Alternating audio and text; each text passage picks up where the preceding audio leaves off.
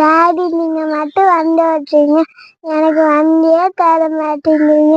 Please daddy. நீ பெரிய பொண்ணு ஆகணும்ல, அப்பதானே நீ கார் ஓட்ட முடியும். Please daddy. பார்க்கலாம்.